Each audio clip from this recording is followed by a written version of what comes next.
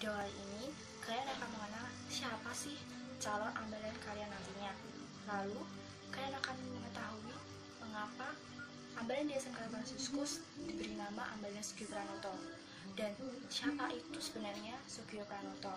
Lalu, kalian juga akan mengetahui kegiatan-kegiatan yang sudah dilakukan di ambalan Sugio Pranoto ini. Ingin tahu lebih lanjut? Mari kita simak video berikut ini.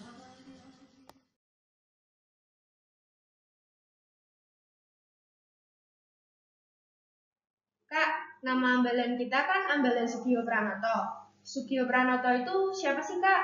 Sugio Pranoto itu sebenarnya adalah seorang uskup. Tapi kalau kamu pengen tahu siapa sih sebenarnya Sugio Pranoto itu, lebih baik kita lihat video berikut ini aja. Daripada aku spoiler kan, lebih baik kamu lihat video sendiri aja.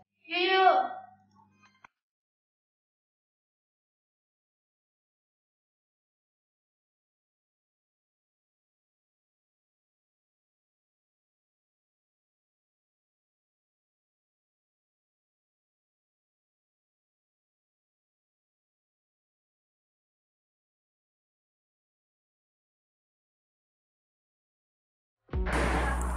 Sugio Pranoto lahir di Surakarta, Hindia Belanda pada tanggal 25 November 1896. Sugio Pranoto lahir dari keluarga abdi dalem. Keluarga itu pindah ke Jogja saat Sugio masih kecil.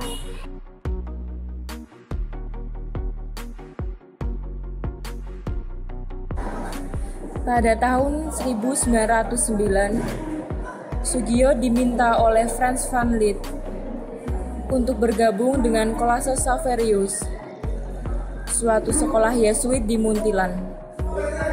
Di sana, Sugio tertarik dengan agama Katolik dan dibaptis pada tanggal 24 Desember 1910.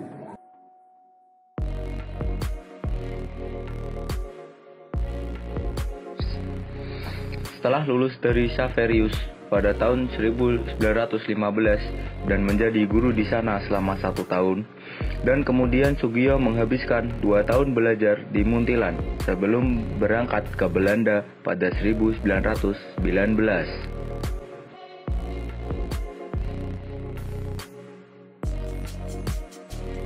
Pada tanggal 15 Agustus 1931, Sugija ditabiskan dan kemudian dia menambahkan nama Pranata pada nama belakangnya. Pada tahun 1933, Sugio Pranoto dikirim kembali ke Hindia Belanda untuk jadi pastor.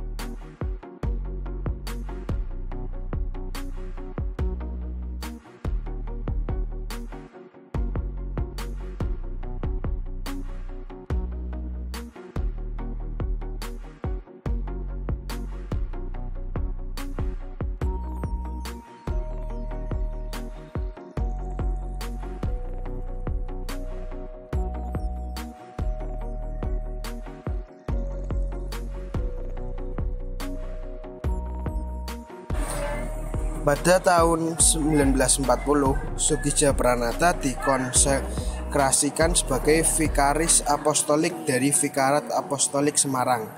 Dan pada 1942, kekuasaan Jepang menduduki Hindia Belanda dan banyak gereja yang diambil alih dan banyak pastor yang ditangkap dan dibunuh.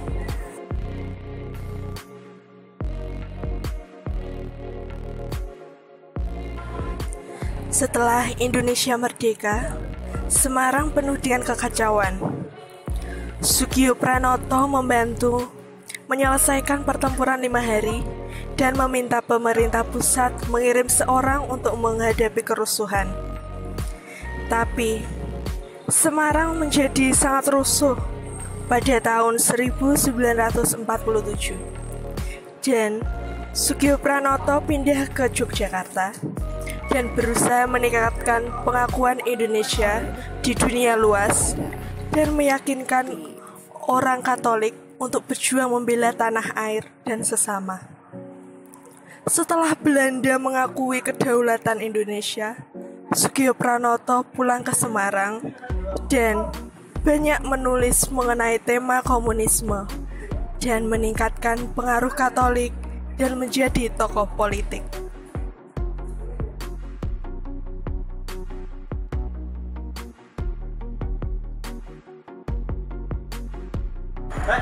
Pada tanggal 3 Januari 1961, ia diangkat menjadi uskup agung dan bergabung di Konsili Vatikan II.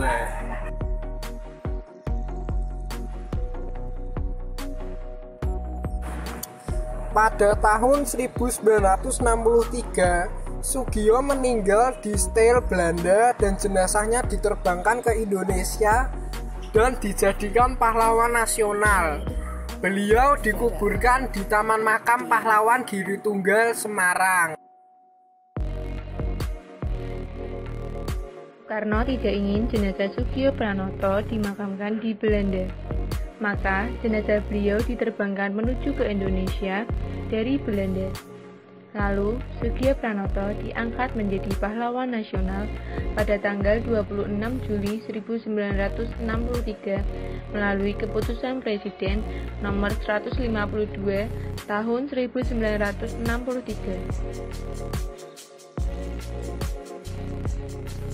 Berikut adalah bukti-bukti pengangkatan Soegija Pranoto menjadi pahlawan nasional.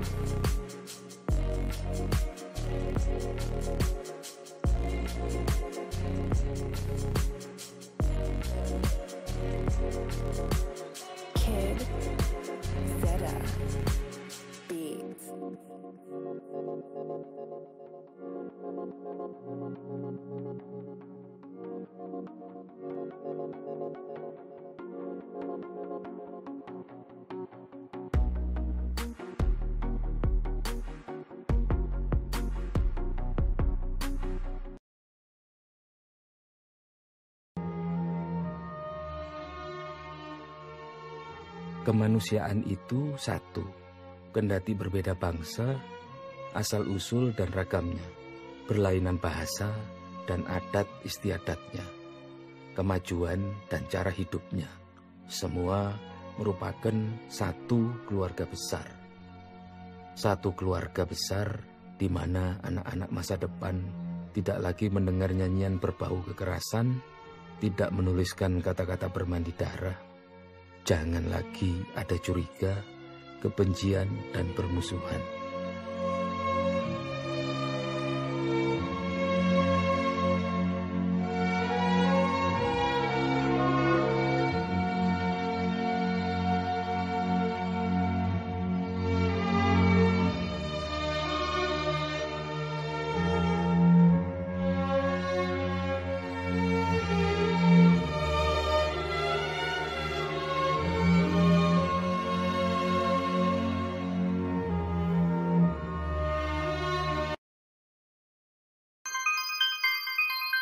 Oh, jadi itu ya Soegija Pranoto, tokoh yang menjadi panutan kita.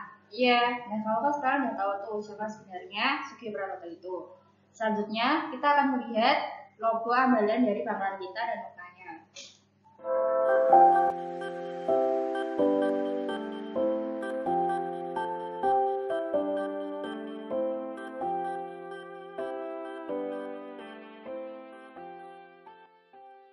Bentuk segi lima melambangkan kelima sila dari Pancasila.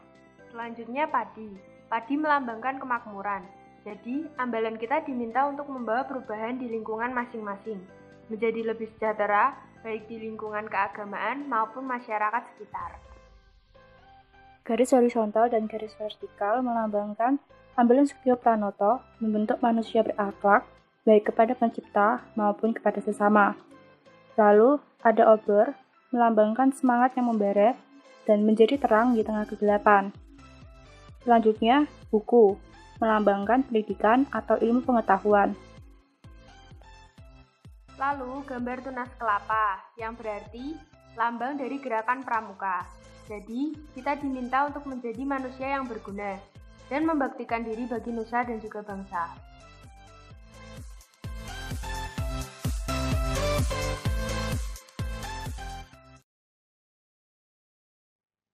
Nah, kamu kan tadi udah tahu tuh logo dari ambalan kita. Ambalan kita juga punya visi misi, yaitu baper. Baper? Bawa perasaan, Kak?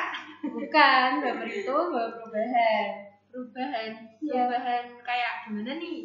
Nah, baper itu yaitu ambalan kita dapat membawa perubahan untuk menjadi lebih baik, lalu taat kepada Tuhan, dan juga PK, peduli, eksis, kreatif, dan berakhlak. Siap. Nah, tugas-tugas dari tiap bulan ini, satu, ada pradana, bertanggung jawab untuk semua kegiatan ambalan, baik yang di sekolah maupun yang di luar sekolah. Lalu, tugas dari pemangku adat, yaitu sebagai penanggung jawab untuk memegang teguh adat dalam ambalan. Selanjutnya ada tugas dari kerani, yaitu bertanggung jawab atas administrasi dan kearsipan, baik itu surat keluar atau surat masuk yang berhubungan dengan ambalan. Tugas dari juru uang, bertanggung jawab atas pengeluaran dan pemasukan kas ambalan. Tugas dari si internal, bertanggung jawab pada kegiatan kepramukaan yang berada di dalam sekolah. Sedangkan tugas dari si eksternal, bertanggung jawab atas kegiatan kepramukaan di luar sekolah, baik kegiatan ambalan maupun kegiatan ranting, cabang, dan nasional. Tugas dari si rohani, bertanggung jawab atas kegiatan kerohanian, baik yang ada di ambalan maupun mewakili kegiatan keagamaan, tingkat ranting, cabang, dan nasional. Dan terakhir yaitu tugas dari si humas, bertanggung jawab dalam dokumentasi kegiatan kepramukaan. Nah, kamu kan udah tahu nih tugas dari masing-masing bidang. Apakah kamu ada pertanyaan? Enggak sih, Kak. Banyak juga ya tugas-tugasnya. Yaitulah tugas dari ambalan. Apakah ada lagi? Cukup, Kak. Sudah paham. Nah, karena kamu sudah paham, jadi sekian dulu penjelasan dari kita. Sebelum kita tutup, kita akan melihat foto-foto kegiatan dari Ambalan Sugio Pranoto. Saya Kristina sebagai pembina putri. Dan saya Agnes sebagai Krani. Sampai jumpa. Bye.